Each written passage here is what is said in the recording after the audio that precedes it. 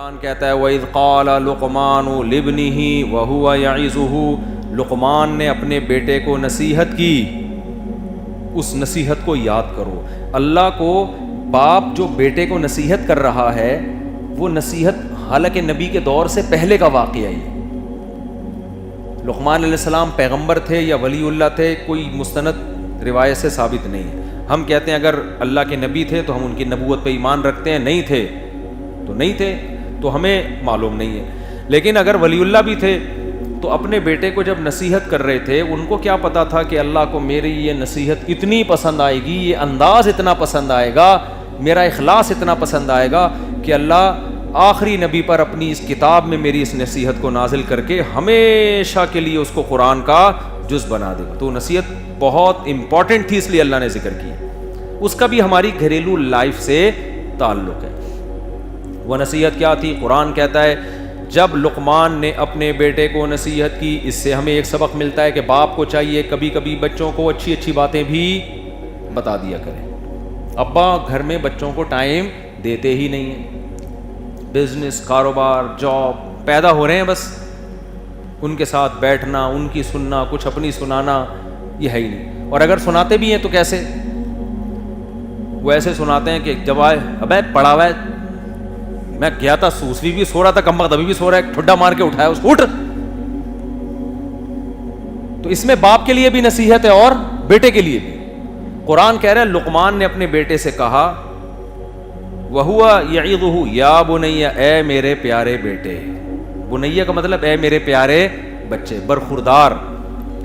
تو قرآن کہہ رہے اپنی ماں، پہلی بات ثابت ہوئی باپ کو چاہیے اپنی اولاد کو نصیحت کیا کرے۔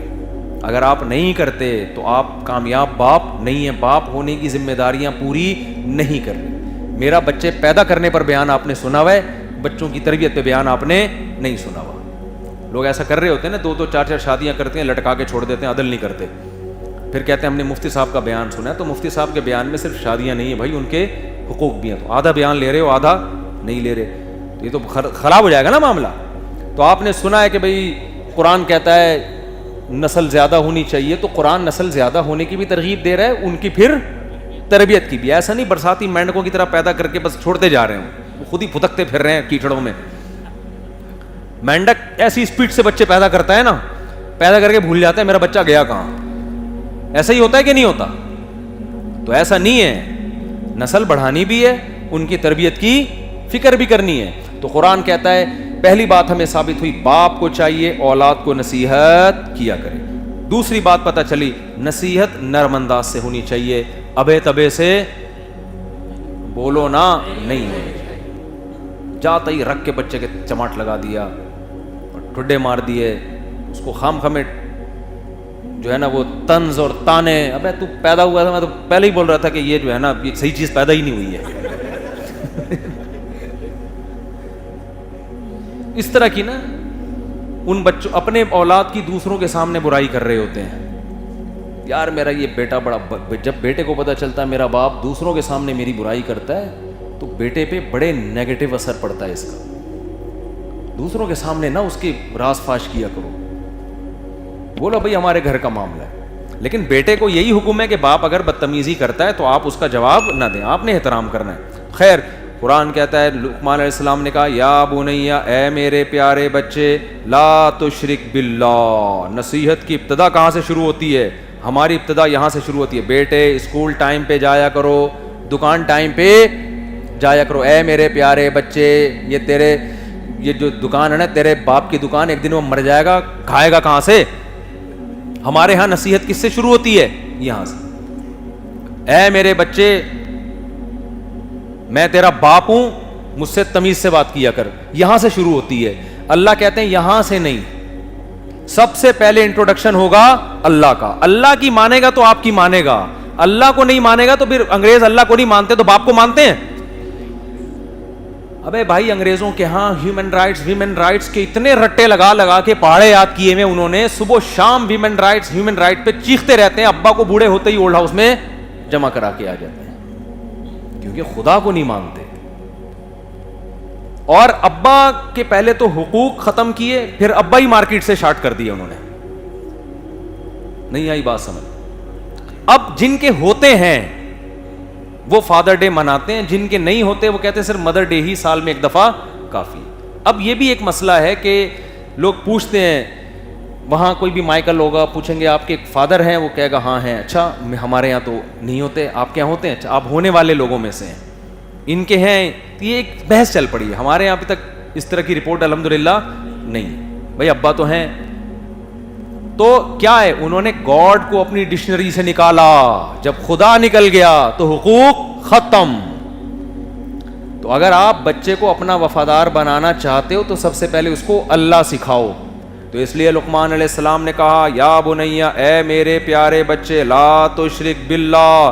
اللہ کے حقوق میں سب سے پہلا ہے کہ اس کو اکیلا مانا جائے, اس کے ساتھ کسی کو شریک نہ کیا جائے.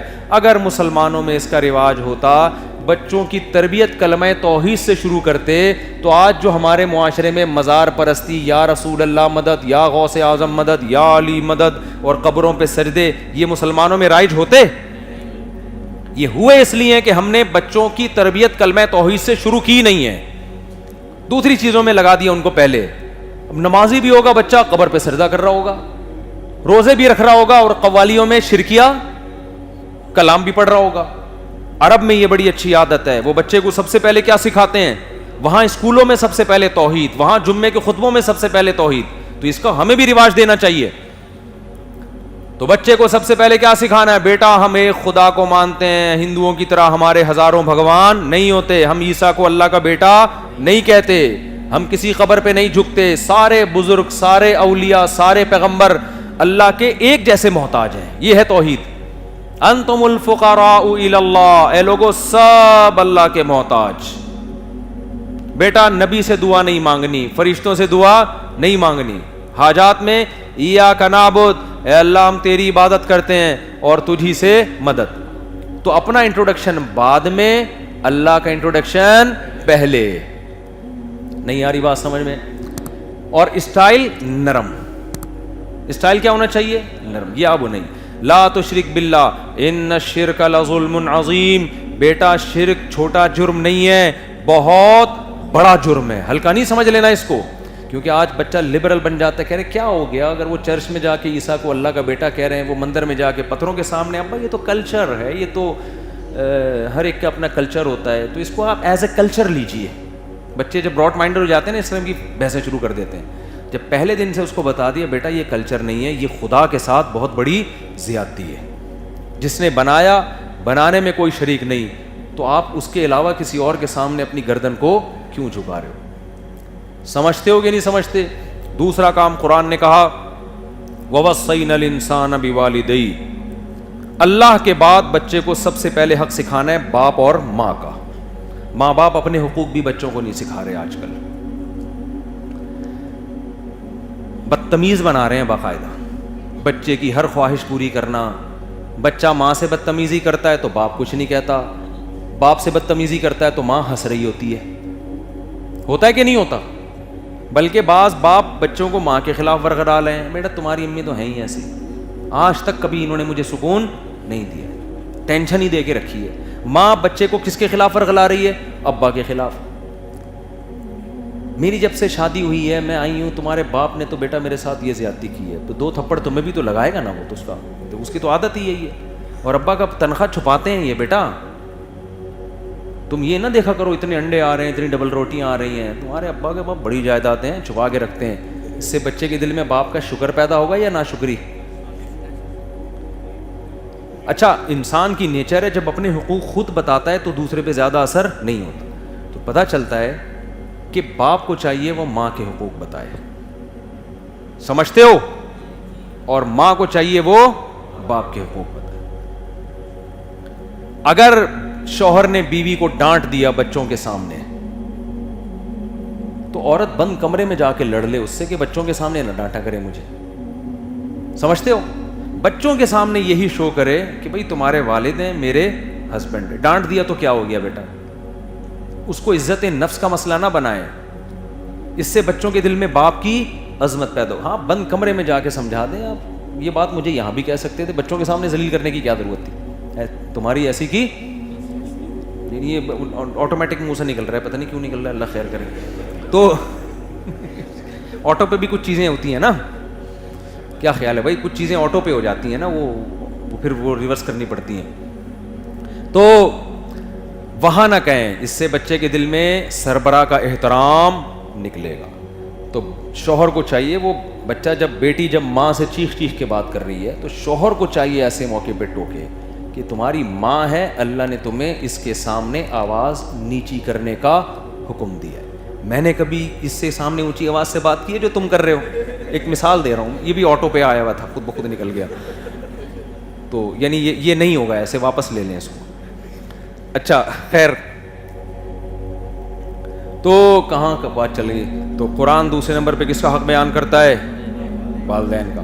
پھر قرآن کہتا ہے لقمان علیہ السلام نے پھر اپنے بیٹے سے کہا یا بنی اقیم الصلاۃ, نماز قائم کرنا. اب تک دنیا داری شروع نہیں ہوئی, کاروبار, بزنس, دکان, اسکول ابھی آیا نہیں ہے. وہ لائیں لیکن ٹائم پہ لے کر آئیں, اس کو سب سے لاسٹ میں رکھیں, اور ہمارے ہاں وہ سب سے پہلے. جس دن بچوں کے اسکول کی چھٹی ہوتی ہے فجر کے لیے بھی نہیں اٹھتے. وہ ہوتا ہے کہ نہیں ہوتا؟ اس کا مطلب اسکول کی ویلیو فجر کی نماز سے زیادہ ہے ہماری نظر میں. تو اس کو سکھاؤ بیٹا آخرت کے لیے بنے. اسکول کی چھٹی کے ناغے کا بھی نقصان ہے, لیکن نماز کا اس سے بڑا نقصان ہے. تو اس کے بعد قرآن کہہ رہا ہے یا بنی اقیم الصلاۃ یا بنی انہا ان تک مثقال حبۃ من خردل.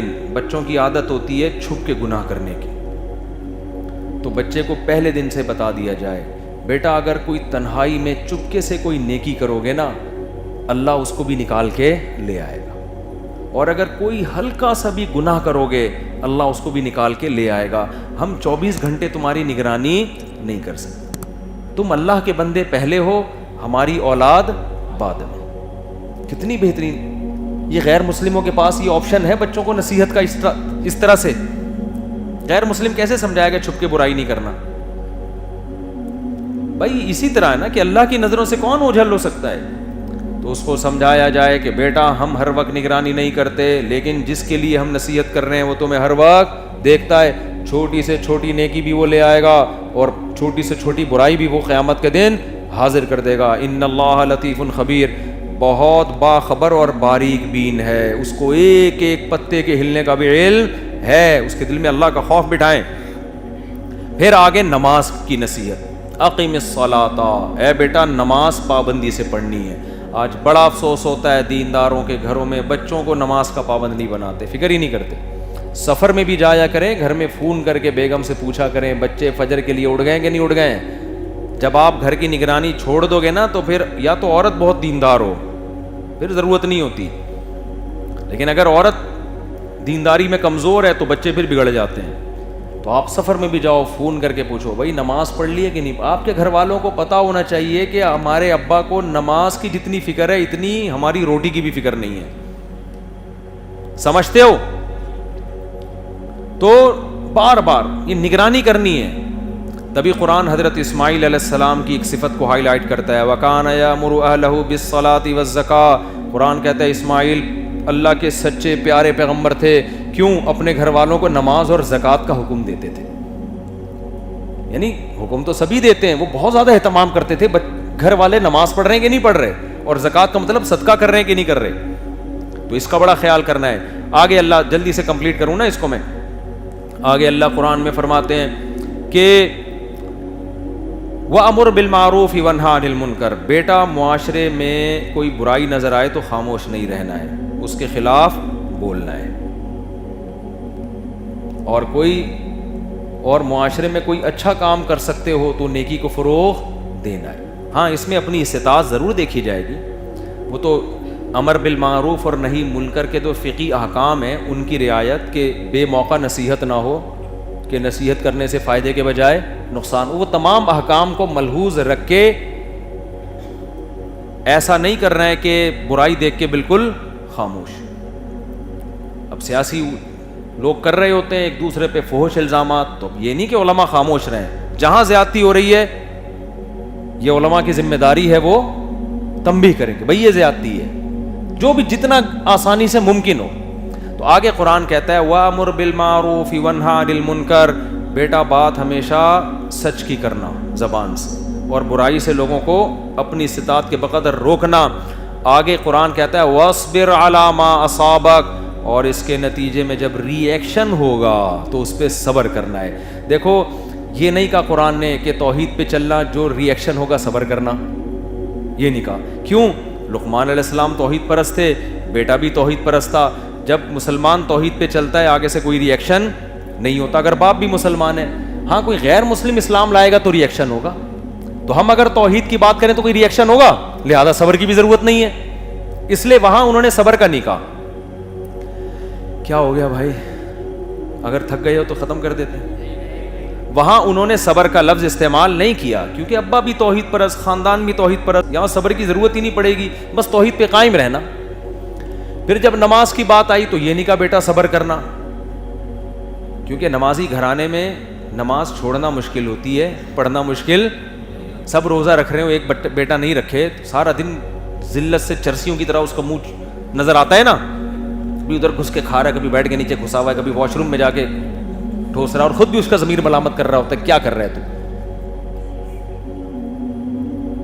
مسلم, کیونکہ مسلم خاندان کی بات ہو رہی ہے نا. لیکن جہاں بات آئی بیٹا حق بات کرنا, برائی سے لوگوں کو روکنے کی کوشش کرنا, کہیں بھی بے اعتدالی ہو رہی ہے تو اس کو بولنا, چپ نہ بیٹھے رہنا. حالانکہ مسلم خاندان ہے, لیکن یہاں کہہ رہے ہیں وَاصْبِرْ عَلَىٰ مَا أَصَابَكَ, پھر جو مصیبت پہنچے گی اس پہ صبر کرنا. کیا مطلب؟ اب سے پہلے جتنی نصیحتیں کی ہیں ان پہ پبلک کی طرف سے ری ایکشن نہیں ہوگا, لیکن جب حق بات کرو گے تو اپنے بھی خلاف ہو سکتے ہیں. یہ تو ایسا لگ رہا ہے نازل ہی آج کے بارے میں ہوئی ہے. جب آپ حق بات کرو گے نا تو بعض دفعہ آپ کے اپنے بھی, کیوں قرآن کہتا ہے بات سچی کرو اگرچہ تمہارے والدین کے خلاف جا رہی ہو. اوِل والدین والاقربین, کسی نے آپ کے باپ پہ کیس کر دیا کہ اس نے میرے پیسے چرائے ہیں, عدالت نے آپ کو گواہی کے لیے بلایا, آپ کو پتا ہے میں نے اگر کہہ دیا کہ میرے ابا نے چرائے تو ابا کو جیل ہو جائے گی.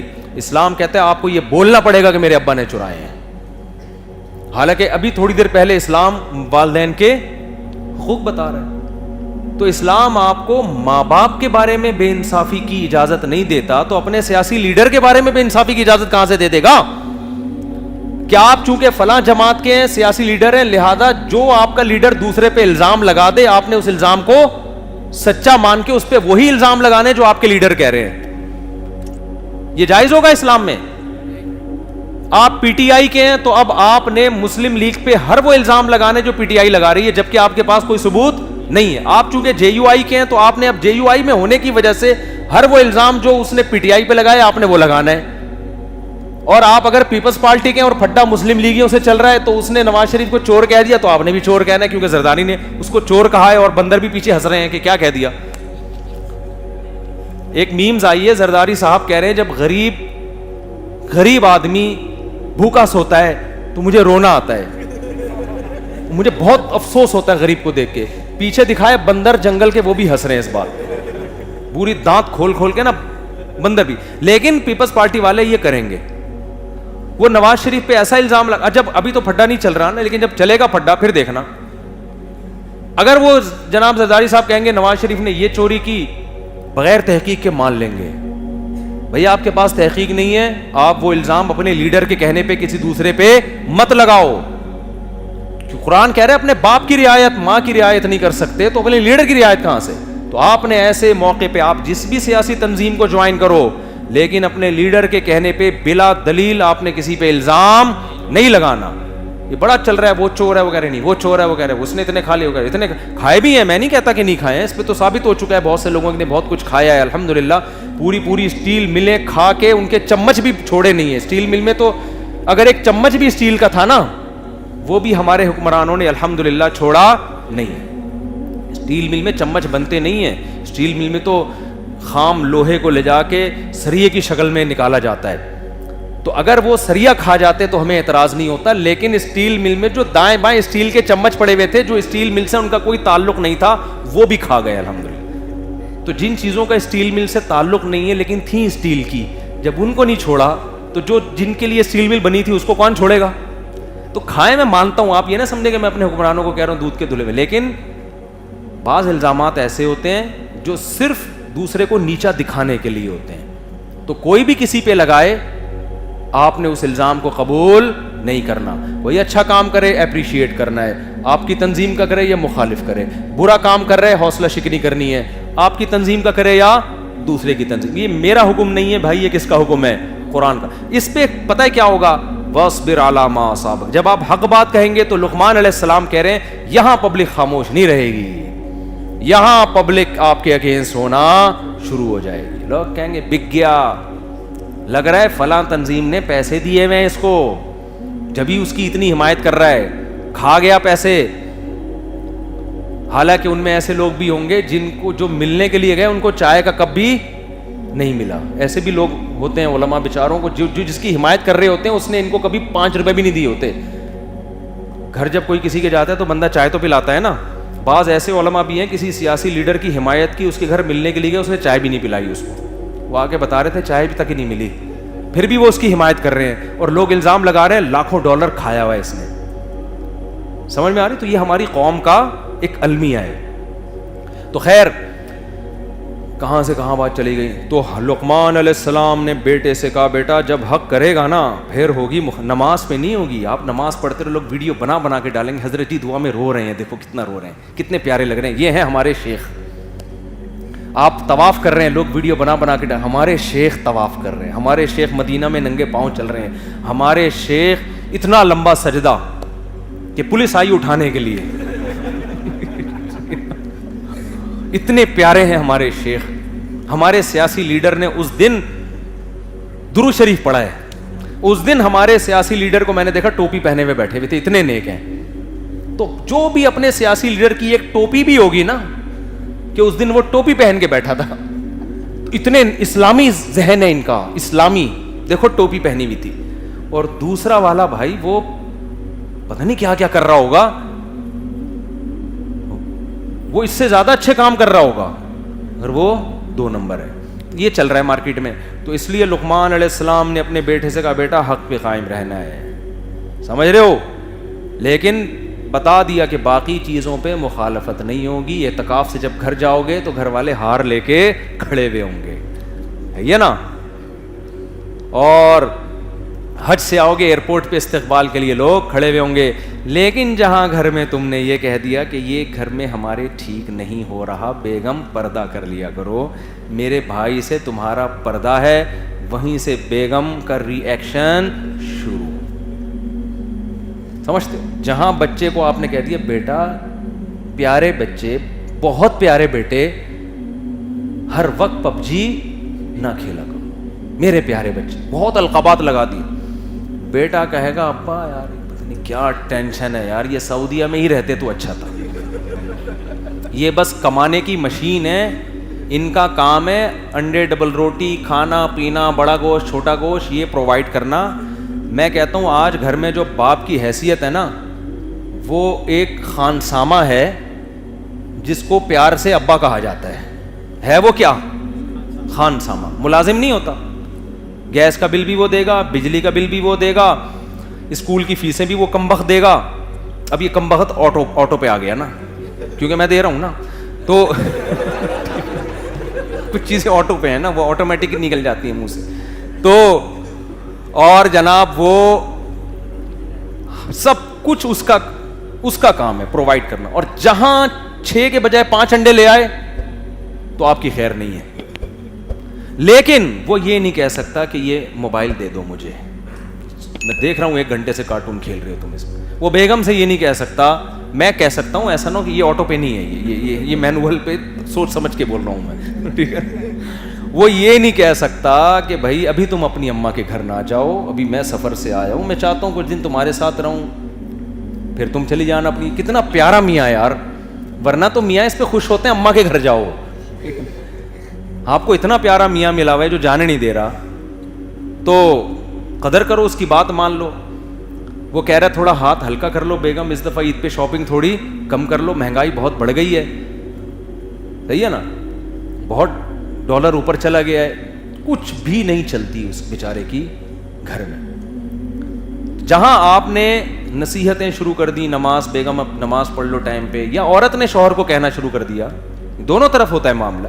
جہاں اچھی اچھی باتیں کرنا شروع کی تو لوگوں کے مفاد پہ زد پڑتی ہے. کبھی بیٹے کے مفاد پہ زد پڑے گی, کبھی بیٹی کے مفاد پہ زد پڑے گی, کبھی بیوی کے مفاد پہ, کبھی شوہر کے مفاد پہ.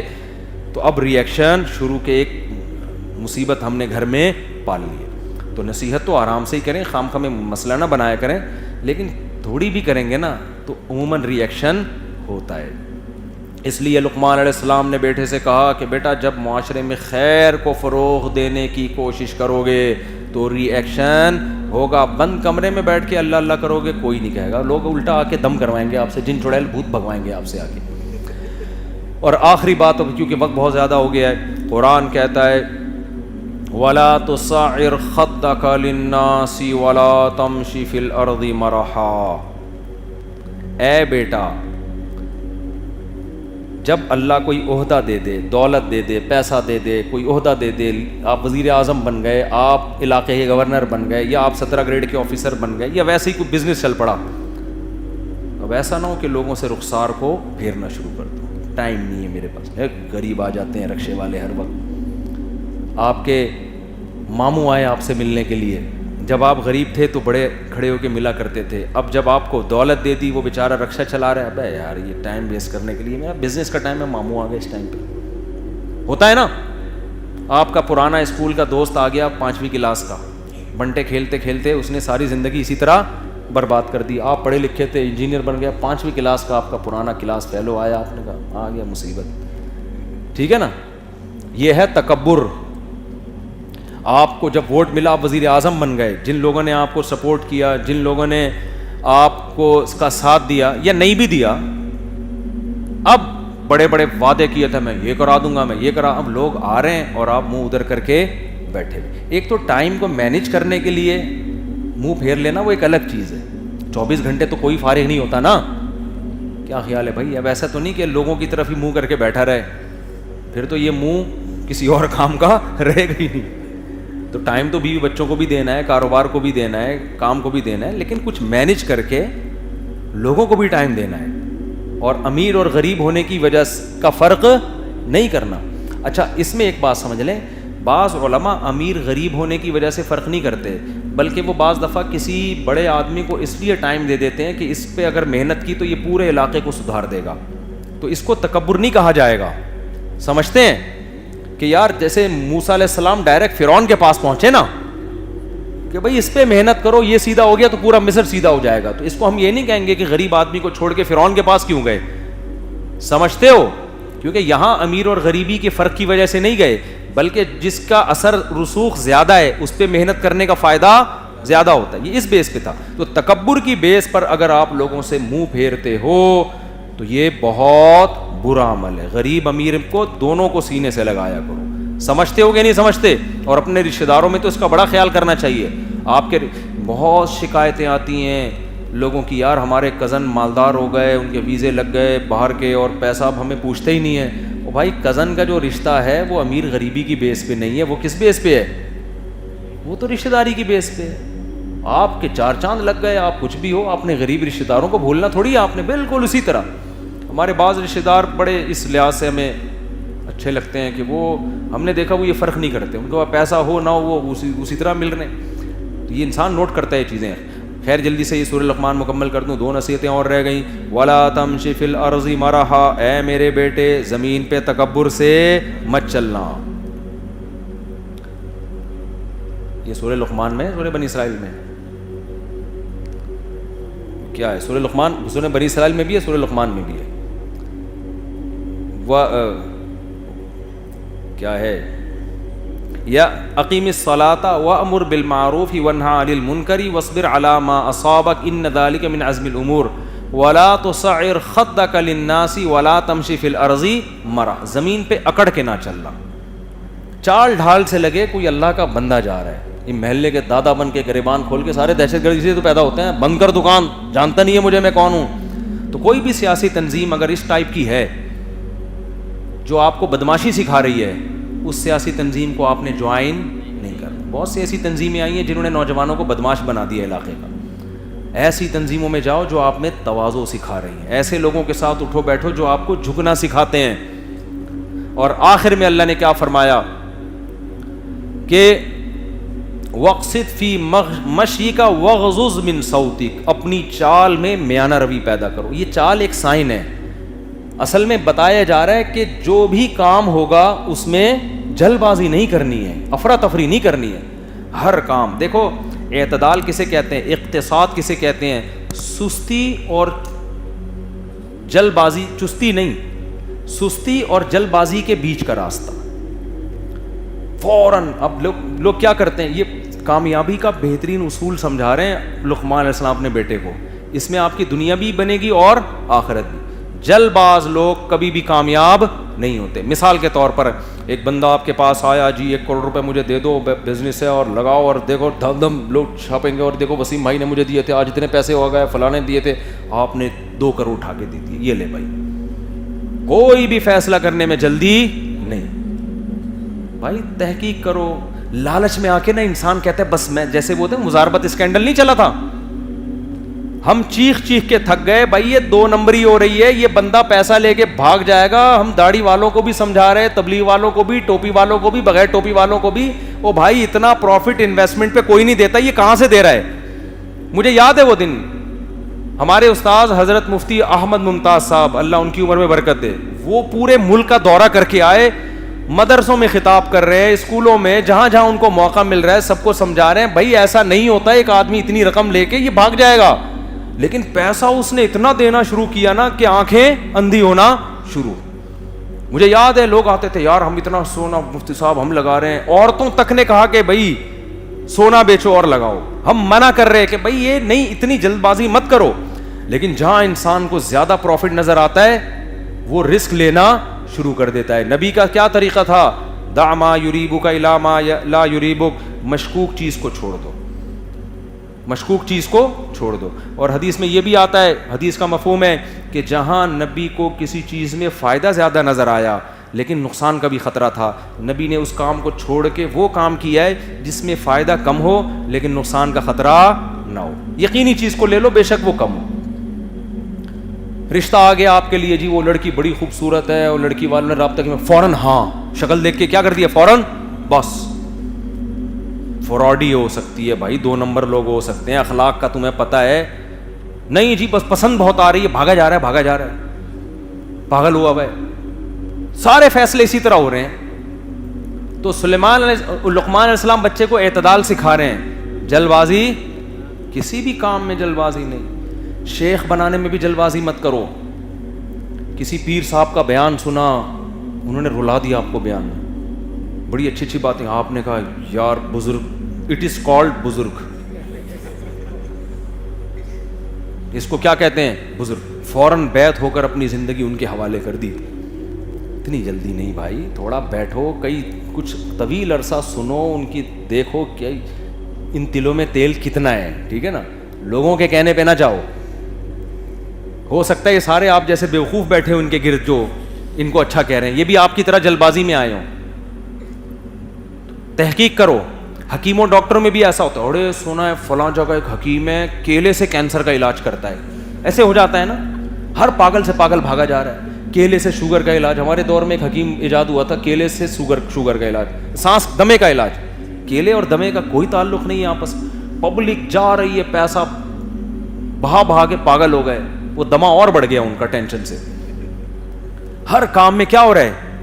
مجھ سے اکثر لوگ کہتے ہیں آپ کا بیان نہیں آیا، آپ کا بیان نہیں آیا. میں کہتا ہوں بھائی ہمیں پوری تحقیق ہی نہیں ہے.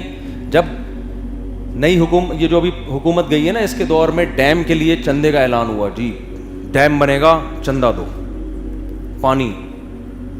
تو اب بعض لوگوں نے کہا فضائل ہونے چاہیے، پانی لوگوں کو پلانے کا کتنا ثواب، جو اس ڈیم میں چندہ ڈالے گا ہے. بھائی مفتی صاحب بیان کیوں نہیں کر رہے، کتنی فضیلت ہے ڈیم بنانے کی، بتاؤ نا. اپنا مدرسہ نہیں ہے نا، اس لیے بہت لوگوں نے مجھے کہا آپ بیان کرو، بیان کہ ڈیم بنانے کے لیے چندہ دینے کا کتنا فائدہ. کتے کو پانی پلانے پر جنت مل سکتی ہے تو کروڑوں لوگوں کو پانی پلانے پہ نہیں ملے گی. میں نے حضرت استاد صاحب سے مشورہ کیا، اپنے پیر و مرشد سے. استاد صاحب نے فرمایا ذرا ٹھہر جائیں، پتہ نہیں ہے ڈیم بنے گا کہ بھی نہیں بنے گا. کہا آپ نے چندے کا اعلان کر دیا، کروڑوں روپے آپ کے کہنے پہ لوگوں نے دے دیے، اور وہ جن لوگوں کے ہاتھ میں چندہ آیا وہ مارکیٹ سے کیا ہو گئے، شارٹ. ان کو کوئی نہیں پکڑے گا, سب آ کے بولیں گے اس نے بھی پیسہ کھایا ہوا ہے. تو اللہ کا میں شکر ادا کرتا ہوں میں نے چندے کا اعلان نہیں کیا تھا اس وقت. بڑے تانے دیے لوگوں نے, اعلان کرو. میں نے کہا نہیں بھائی, پہلے حضرت استاد صاحب نے فرمایا سب سے پہلے یہ تحقیق ہو کہ یہ پیسہ کن ہاتھوں میں جا رہا ہے, اس کی جب تک یقینی رپورٹ نہیں آئے گی اعلان نہیں کرنا. نمبر 2, جن ہاتھوں میں جا رہا ہے ان کا احتساب کیسے ہوگا, اس کا کیا حکومت نے سسٹم بنایا ہے کہ جب یہ پیسہ ان کے ہاتھ میں آئے گا تو یہ صحیح جگہ خرچ بھی ہوگا. جب تک یہ 100% یقینی اطلاع نہیں ملتی نہ ہم کوئی منع کریں گے. لوگ منع بھی نہیں کیا ہم نے کہ نہیں دیں, ہو سکتا ہے بھائی بڑا مضبوط سسٹم ہو, ہمیں پتہ نہ. تو جلد بازی کسی بھی معاملے میں نہیں کرنی, دیر کر لو لیکن کام صحیح کر لو. سمجھتے ہو؟ اور پھر قرآن آخری آیت, بس یہ تو بہت ہی امپورٹنٹ ہے, وَغْضُضْ مِن صَوْتِكَ, اے میرے بیٹے اپنی آواز کو کیا کرنا ہے, پست. باپ گھر میں بیٹے کو سمجھا رہا ہے بولنا کیسے ہے, آہستہ. گھروں میں چیخو پکار کا بڑا ماحول ہے. بیگم بات کرتی ہے وہ اتنی اونچی آواز سے چیختی ہے, ابا جب بات کرتے ہیں چیخنا چلانا, بیٹا جب بات کرتے ہیں تو دیکھو ہو نہیں رہا گھروں میں, ایسے چیخ رہے ہوتے ہیں, بچپن سے چیخ رہے ہوتے ہیں. اس سے گھروں کا سکون کیا ہو گیا, ختم. ہم نے بڑے علماء کے گھروں میں دیکھا ہے, جا کے ان کے گھر میں جاؤ ایسے جیسے سوئی بھی پھینکو گے نا آواز آئے گی, اس سے سکون سے ہنسی خوشی زندگی گزر رہی ہوتی ہے. شوہر بیوی کو جب کچھ سمجھاتا ہے, دیکھیں آپ کائنڈلی آج آپ نے کھانے میں نمک تھوڑا تیز کر لیا ہے, کائنڈلی تھوڑا اس کا خیال کیا ہے, وہ کہتی ہے جی شکریہ مین, بہت آرام سے. باپ بیٹے کو سمجھاتا ہے بیٹا نماز پڑھ لے, نماز کا ٹائم ہو گیا ہے. اچھا نہیں ہوتا, اچھا ابو میں آ رہا ہوں. یہ چلتا ہے جو شریف لوگ ہیں نا ان کے گھروں میں. بیٹا تھوڑا دیر سے آ گئے, بیٹا آپ کہاں, باپ ایسے بول بیٹا آپ کیوں اتنی دیر سے آ گئے, میں ٹھیک, اچھا ٹائم نہیں ہوتا آنے کا, ٹھیک ہے پاپا میں کل سے خیال کروں گا. پاپے لینے گیا بتا ٹھیک ہے نا. تو یہ گھر کا ماحول. اب بتاؤ لقمان علیہ السلام اپنے بیٹے سے کہہ رہے ہیں کہ آواز آہستہ رکھو, تو خود بھی تو آہستہ سمجھا رہے ہوں گے نا. ہمارے ہاں باپ جب بیٹے سے کہتا ہے نا کہ آواز آہستہ, تو چیخ کے کہہ رہا ہوتا ہے, یہ بات چیخ رہا ہوتا ہے, کیا ہو گیا تمہیں, شرم نہیں آتی تمہیں, نماز نہیں پڑھتا. پھر اب اگر آپ بچے کو سمجھائیں گے نا کہ آہستہ بولا کرو, تو بچہ آہستہ نہیں بولے گا, کیونکہ ماحول جو آپ گھر میں بنا رہے ہیں نا. ہمارے حضرت فرمایا کرتے تھے بعض علماء ایسے توحید پرست تھے, پوری زندگی توحید پر بیان کیا, جب انتقال ہوا تو ان کی قبروں کو لوگوں نے سجدہ گاہ بنا لیا. کیوں؟ توحید پر بات تو کی, ماحول توحید کا نہیں بنایا انہوں نے. سمجھتے ہو کہ نہیں سمجھتے؟ نہیں آئی بات میرا خیال. ماحول توحید کا نہیں بنایا, بدعت کے خلاف بات کی, ماحول بدعت کے خلاف کا نہیں بنایا. ایک خاتون نے حیا پر اتنا بہترین مضمون لکھا, ان کی جوان بیٹی کو ایک لڑکا پڑھانے آیا کرتا تھا بند کمرے میں. میں ان کا مضمون پڑھا اور ان کے گھر کے حالات مجھے پتہ تھے. میں نے کہا دیکھو مضمون حیا پر اتنی زبردست تقریر, گھر میں ماحول حیا کا ہے بھائی, یہ حیا کا ماحول ہے. آپ کی 17 سال کی لڑکی کو ایک 18 سال کا ٹیچر آگے پڑھا رہا ہے, تو بولنے سے نہیں ہوتا, ماحول بنا رہے تھے. آپ بچے ہوئے رہو آہستہ بولو, اور یہی بات آپ زور سے بول رہے ہو. ایک امام صاحب تقریر کر رہے تھے, میں ان کے پاس گیا, میں جمعے کا بیان, بہت پرانی بات ہے, وہ کہہ رہے تھے حضرت علی نے فرمایا. میرے نا کان پھٹنے لگے نا, اسپیکر بھی اتنا تیز تھا. میں نے کہا یار ان سے بولو کہ حضرت علی نے اتنا زور سے فرمایا تھا, جتنی آواز سے حضرت علی نے فرمایا تھا آپ بھی اسی اسٹائل سے فرما دیں. تو لقمان علیہ السلام نے کیا کہا, وَغْضُضْ مِن صَوْتِكَ, آواز کو کیا کرو بس. تو گھر میں ماحول بنائیں. کبھی کبھار تو ہو جاتا ہے, انسان ہے. آگے بڑی زبردست دلیل دی حضرت لقمان نے, فرمایا ان انکر الاصوات لصوت الحمیر, سب سے بری آواز کس کی ہے, گدھے کی. کیا مطلب؟ گدھے کی بات بری نہیں ہوتی, بات صحیح کرتا ہے, اسٹائل غلط ہوتا ہے. گدھے کو گھاس چاہیے, آرام سے بتا دے بھائی, جیسے بلی میاؤں میاؤں کرتی ہے, بھائی بھوک لگ رہی ہے, کچھ کہہ رہے ہیں آپ, اچھا بلی میاؤں میاؤں کرتی ہے, بھوک لگتی ہے, آدمی سمجھ جاتا ہے یار اس کو پانی چاہیے. گھر میں بکری میں کرے گی, سمجھ جاتا ہے آدمی کہ اس کو گھاس چاہیے. تو گدھے کا بھی بنیادی حق ہے, اس کو بھی گھاس چاہیے. گدھے پہ آپ نے لوڈ زیادہ کر دیا, اس کو احتجاج کا پورا پورا حق ہے. کیا خیال ہے یار بھائی صاحب, ذرا تھوڑا سریا کم رکھو یار. میں بھی گدھے ہونے کا یہ مطلب تو نہیں ہے کہ سلوک بھی گدھوں جیسا کرو میرے ساتھ. تم تو انسان ہو نا, میں گدھا ہوں لیکن تم کیا ہو, انسان ہو نا. وہ ایک آدمی کتے سے بہو بہو کر کے بات کر رہا تھا, کتا کہتا میں تو کتا ہوں, تجھے کیا ہو گیا, تو اپنے اسٹائل میں بات کرنا مجھ سے. تو گدھا جو ہے نا, گدھے کے ساتھ وہ گدھا ہے, آپ اس پہ لوڈ ضرورت سے زیادہ ڈال رہے ہو, اس کی علامت گدھا وہ ہے لیکن حرکتیں آپ کی گدھے والی. حرکتیں کس کی گدھے جیسی ہیں, وہ آپ کی گدھے والی ہیں. تو گدھے کی بات غلط نہیں ہوتی, اسٹائل کیا ہوتا ہے غلط. ذرا سے کوئی گھاس چاہیے, پورا پھیپڑوں میں نا آکسیجن لے کے جائے گا اور پورے پریشر کے ساتھ پھر آٹو پہ ہو جاتا ہے, وہ آٹو پہ آ جاتا ہے ایک دم. آدمی کہتا ہے بھائی چپ ہو جاتا. مجھے گدھے سے جو ہمیشہ تھر کا یاد آتا ہے. ہم لوگ تھر میں تھے یہاں پاک ایڈ ویلفیئر ٹرسٹ کی طرف سے. تھر میں ہم نے کیمپ لگانے تھے, خوراکیں تقسیم کرنی تھی, اور وہ مکاتب جو پاک ایڈ ویلفیئر ٹرسٹ نے بنائے ہیں, وہ میری ایک تصویر بھی تھر کی وائرل ہوئی نا, میں فجر کے بعد سو رہا ہوں, وہ تو کسی نے چپکے سے لے کر ڈال دی. وہ اس لیے کہ رات کو ہم سوئے نہیں تھے. ہم نے تھر میں کیا کیا, کوئی جگہ تو تھی نہیں, ریگستان تھا, تو مچھردانیاں لگا دی وہاں لوگوں نے ہمارے لیے نا. ہم اس میں لیٹ گئے, بہت تھکے ہوئے تھے ہم, سارا دن کے تھکے ہوئے, رات بھی نیند نہیں ہوئی تھی ہماری, بہت سخت سب کو نیند آ رہی. ہم جب لیٹے ہیں نا مچھردانیوں میں, پہلے ایک گدھے کی آواز آئی پوری اسپیڈ کے ساتھ نا, اتنی زور سے اس نے سانس کھینچ کے آٹو پہ آ گیا پھر وہ نا خود بخود آٹومیٹک. ہم نے کہا ہوتا ہے, جنگلوں میں گدھے بھی ہوتے ہیں تو کوئی بات نہیں, خیر ہے برداشت کرتے ہیں, تھوڑی دیر بعد سو جائیں گے. وہ خاموش ہوا, ایک دوسرا گدھا وہ پوری اسپیڈ کے ساتھ, وہ خاموش ہوا, تیسرا گدھا. پھر ان تین کو دیکھ کے دو چار اکٹھے شروع ہو گئے. پھر جب ادھر ادھر گدھوں کی آواز آئی کہ ادھر کوئی گدھا چیخ رہا ہے, انہوں نے بھی ریپلائی کرنا شروع, ہاں بھائی کیا حال ہے, خیریت. یہ سب نے ایک دوسرے کی خیریتیں شروع ہو گئی. سب کیا ہوگی ایک دوسرے کی, ادھر وہاں بھائی خیریت ہے, رات اچھی ہے بھائی, کوئی مچھر تو نہیں کاٹ رہے, نہیں کوئی. اتنا بڑا پروگرام گدھوں کا شروع ہو گیا. ہم سب اٹھ کے بیٹھ گئے اور ہنس رہے تھے ہم اپنی قسم پرسی پہ. ہم نے کہا یار ان کو, اور جب ہم نے لائٹ جلا کے دیکھی نا ٹارچ, گدھے ہی گدھے, پورا پروگرام چل رہا تھا. ہم نے کہا یار, ان گاؤں والے سے پوچھا تم لوگ کیسے سوتے, انہوں نے کہا ہم عادی ہو گئے ہیں, ان کا روزانہ رات کو یہی پروگرام چلتا ہے. تو باتیں ان کی غلط نہیں تھیں, وہ خیریت پوچھ رہے تھے, اور بھائی دن بھر تم نے لوڈ اٹھایا, کیسا آج دہاڑی کتنی ملی, تم نے گھاس کیسی ملی, ہمیں ایسی ملی, اور صبح کیا پروجیکٹ ہے تمہارے باس کا, کیا کرنا ہے, باتیں ہو رہی تھیں. اتنی اسپیڈ سے یار خیال تو کرو. تو لقمان علیہ السلام نے اپنے بیٹے سے کہا, بیٹا بات بھی صحیح ہونی چاہیے, اسٹائل بھی صحیح ہونا چاہیے. ہمارے ہاں نہ بات ٹھیک ہوتی ہے اور نہ اسٹائل. تو یہ چیزیں سیکھنے کی ہیں, گھر جا کے اپنے گھر والوں کو بھی بتائیں, آرام سے, چیخنے چلائیں نہیں, اور خود بھی اس پر عمل کرنے کی کوشش کریں. اللہ تعالی ہم سب کو سمجھنے کی, عمل کرنے کی توفیق عطا فرمائے. وما علینا الا